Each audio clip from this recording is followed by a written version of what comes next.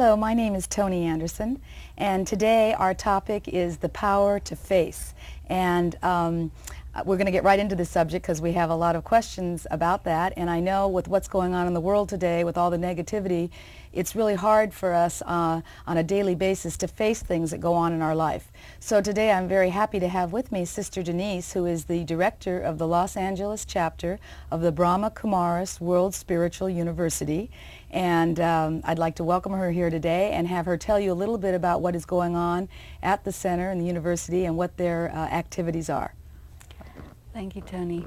The Brahma Kumaris World Spiritual University is an international organization that's part of the one of the non-governmental organizations of the United Nations.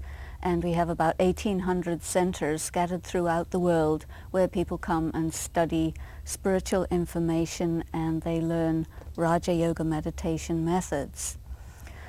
We conduct many different levels of classes and seminars and conferences and a whole variety of ways in which to expose people to information that's going to help them from a spiritual place in practical day-to-day life.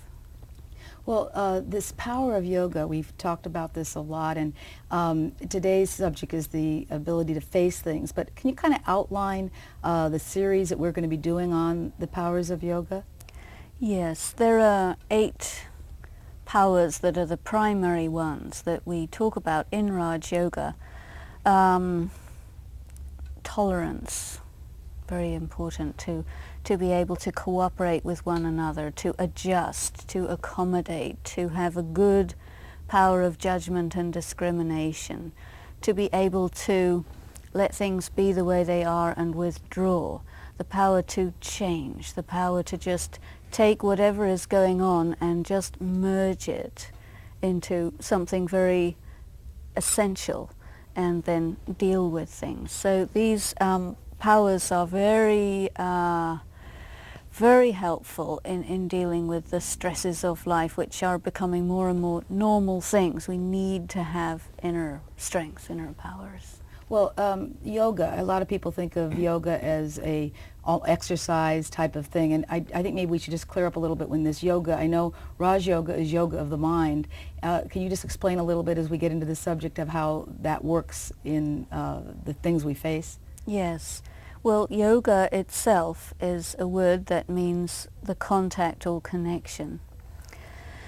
So we're talking about a spiritual contact, a conscious connection between the soul, which is the self, and the Supreme Soul, a source, a force, a higher power. And it is through that mental focused contact that we're able to actually draw strength from that source and draw qualities into ourselves so that we don't have to be dependent on others who are themselves trying to get strength. And we want to be able to be having that source available to us at any time. So the yoga is an accumulation of spiritual strength.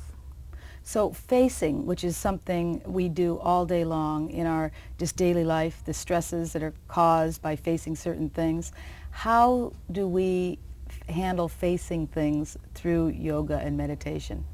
Yeah, you see very often something comes up and you say to yourself, this should not be taking place. And when we feel that something should not be taking place, then at least half of our ability to face it is reduced or eradicated right there.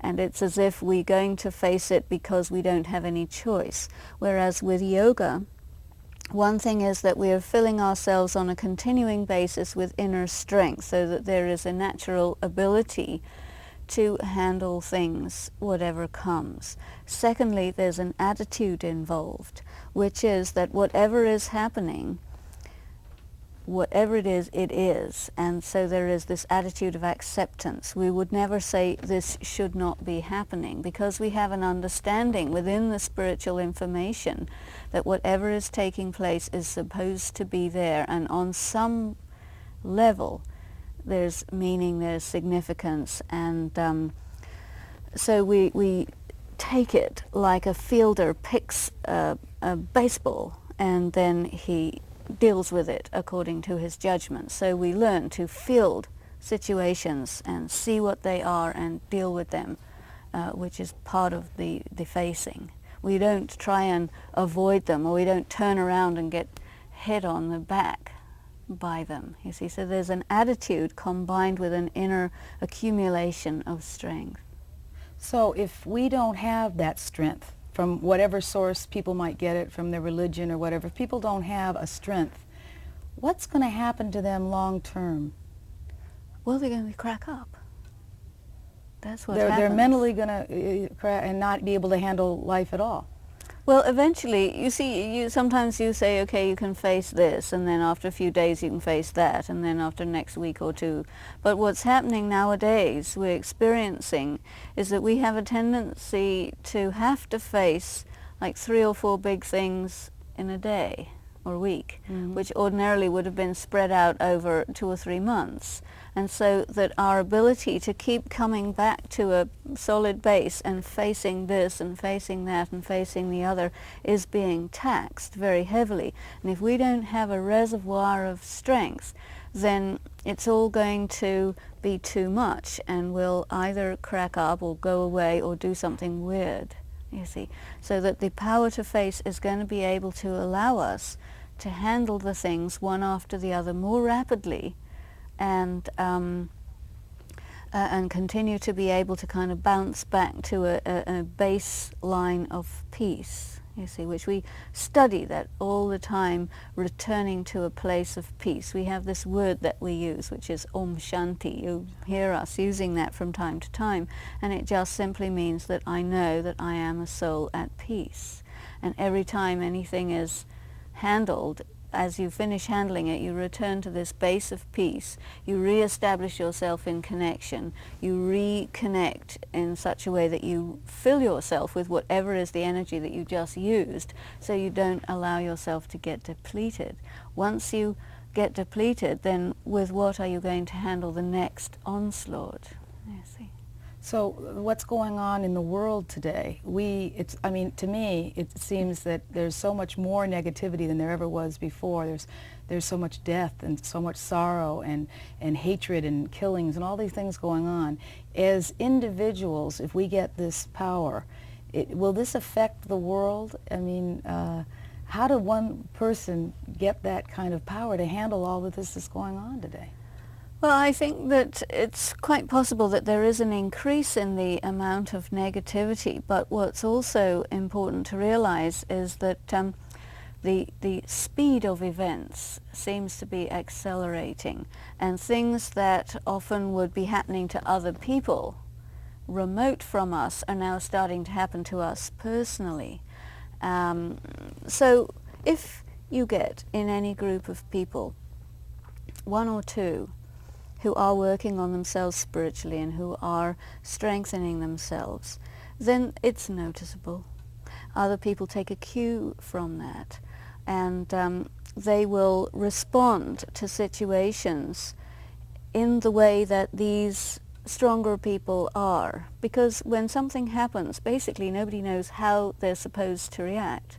So that if you do have a model of how someone is reacting, then you just see, okay, this is how we're supposed to handle it, and you just fall into that. So I think that individuals who do this are playing a significant leadership role in just setting the tone of this is how you handle death, this is how you handle illness, this is how you handle immorality and when it's around you, because they're disturbing things which people just don't know quite how to respond to.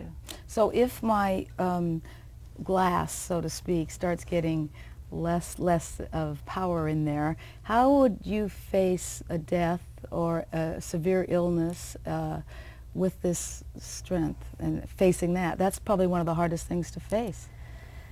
Well, because we have attachment with those who are close to us, and if somebody close to us is in pain, you see, we will take that on, we will feel it. If they're dying, we're losing someone. And a whole part of our life is going along with them, because we do not live in isolation, we live in combination with other people. And if somebody is ill or somebody dies, there's a whole part of us that is ill and dying too. And one of the things that's very helpful is to know that these types of occurrences are part of life. So often people think that life is life and then death is not part of life, but it isn't so.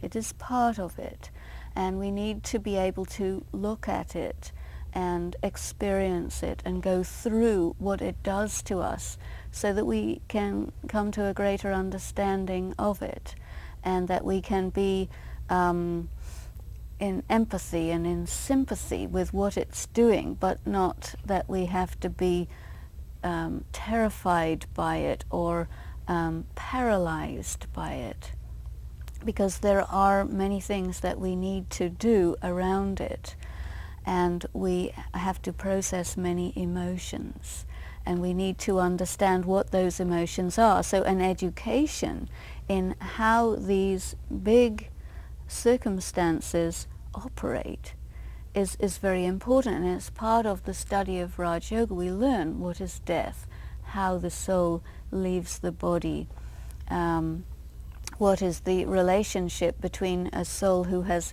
left the body and those who remain behind. Otherwise, you see, mostly people say, we don't know what is death, we don't know where the soul goes, we don't know if the soul goes, we don't know how to relate to a dead body.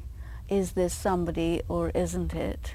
You know, so because the subject is taboo and people avoid it. So what happens when we have avoided this is we don't know about it, and when we are faced with it, we have no tools, we have no preconceptions even.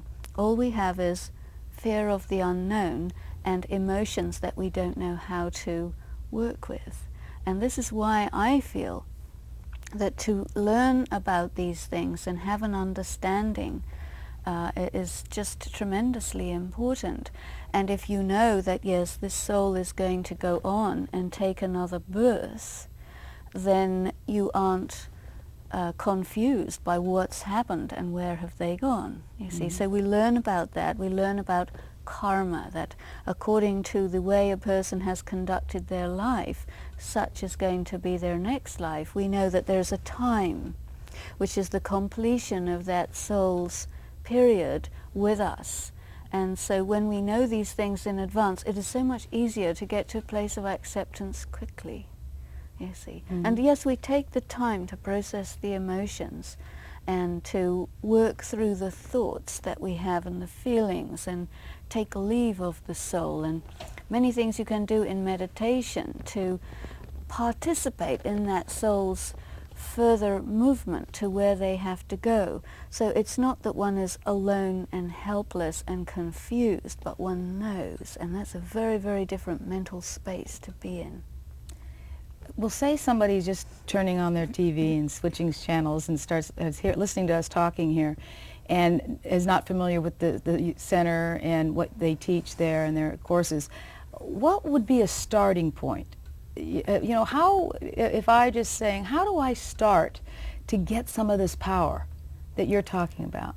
Well, the first point, the first main place is to just realize that I need to take care of my inner world, and to recognize, because most people, they have neglected their spirit for one reason or another, good or bad, doesn't matter, but the reality is that most people are so much operating from an externalized place, and their whole mind is in the material world, that there is a starvation that has been going on of the inner world. We need to just understand that I have to give time to my inner being, just as I give time to my body and my family and my friends and my entertainment and my hobbies and so on. I also have to give time to my soul.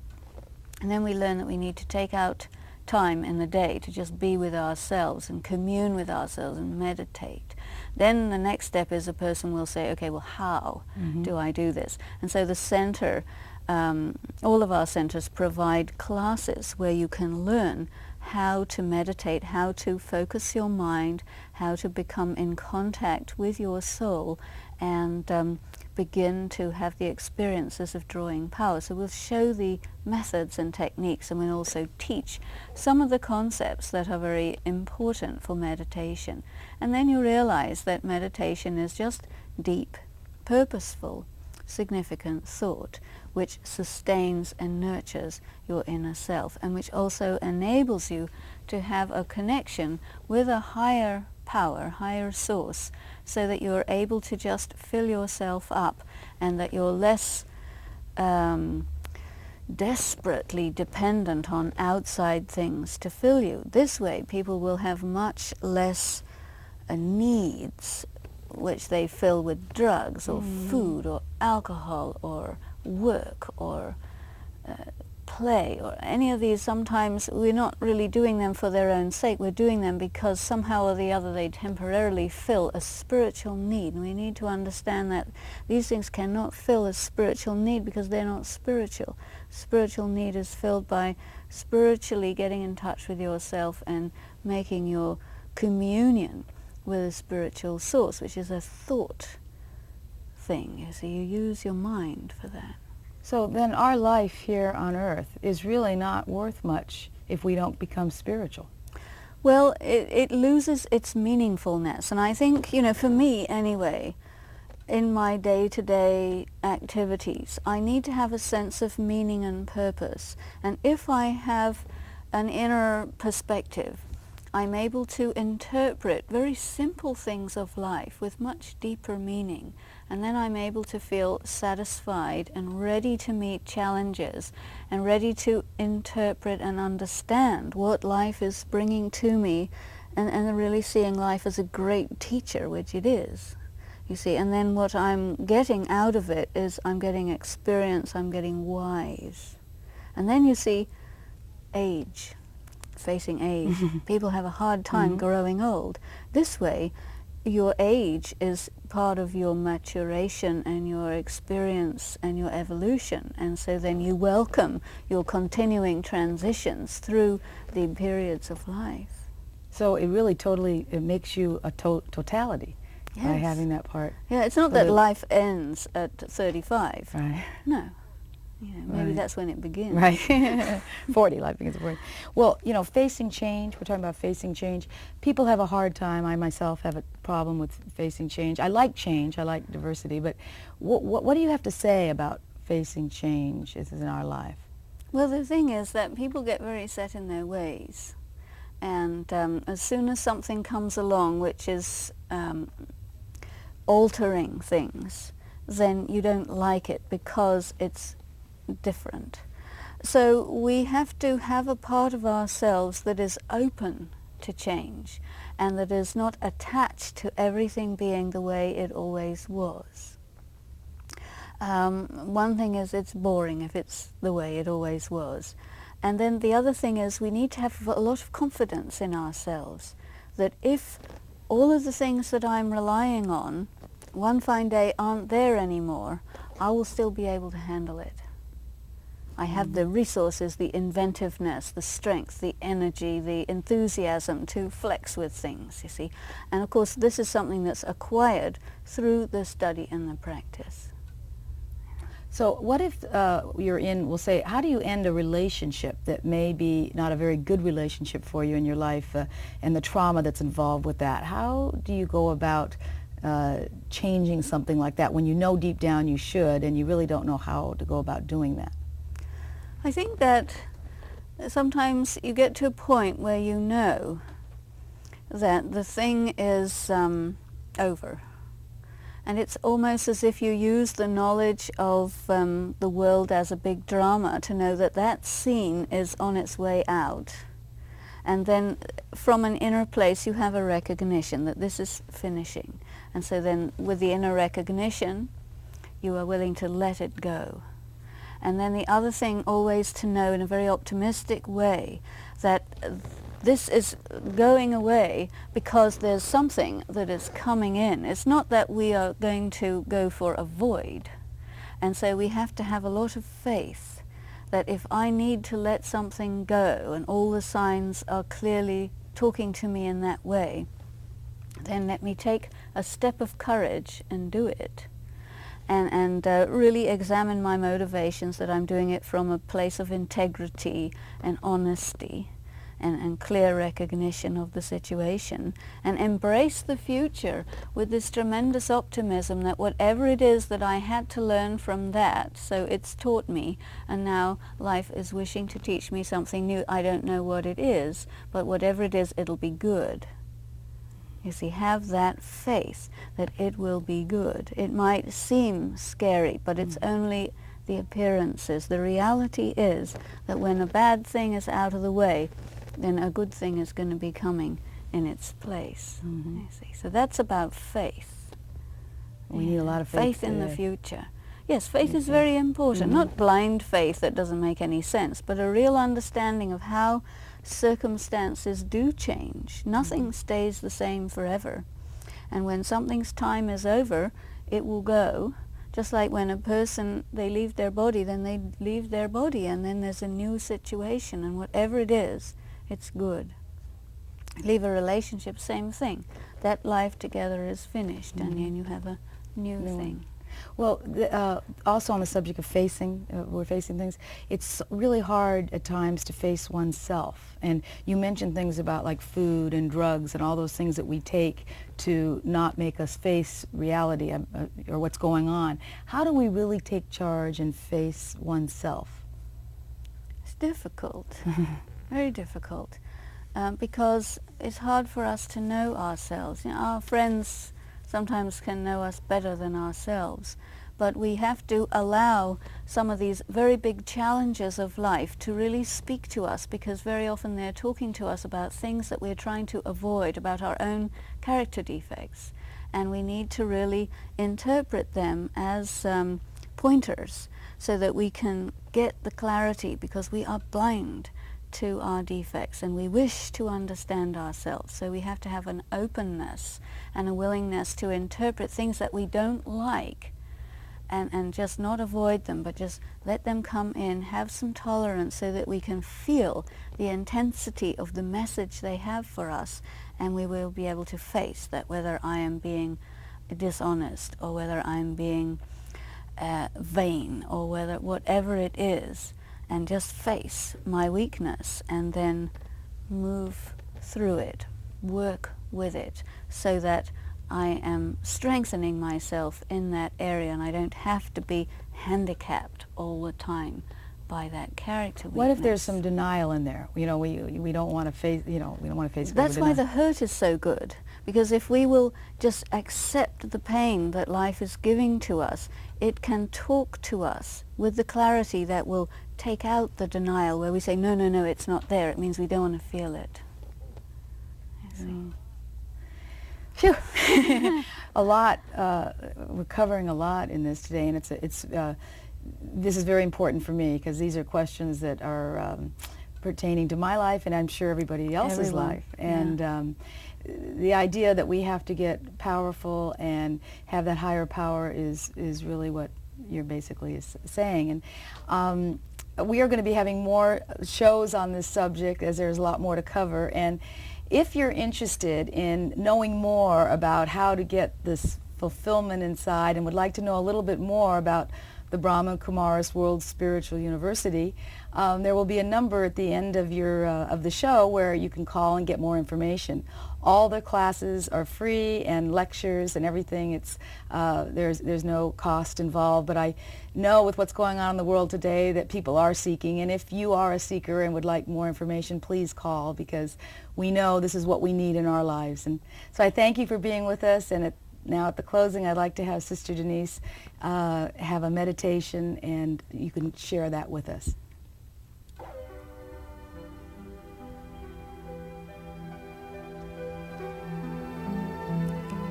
I allow myself to turn within.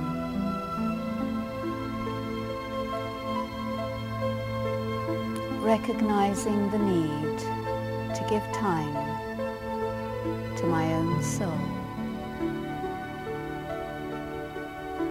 to nurture and sustain my inner being and the world within myself.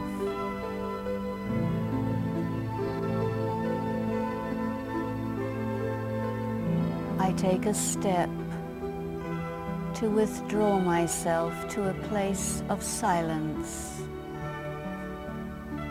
in the innermost part of my mind. And then I turn carefully and gently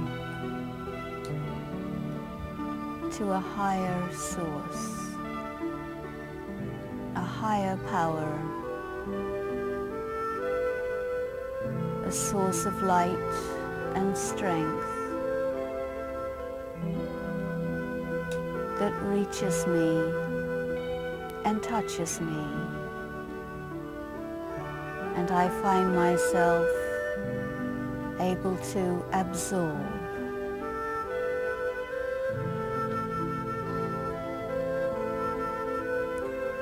I draw the strength deep into myself and I accumulate, filling myself, ready to meet any challenge, ready to face the great teachings of life so that I become a deeper and a wiser being. I allow myself the time and the space to fill every day, every moment.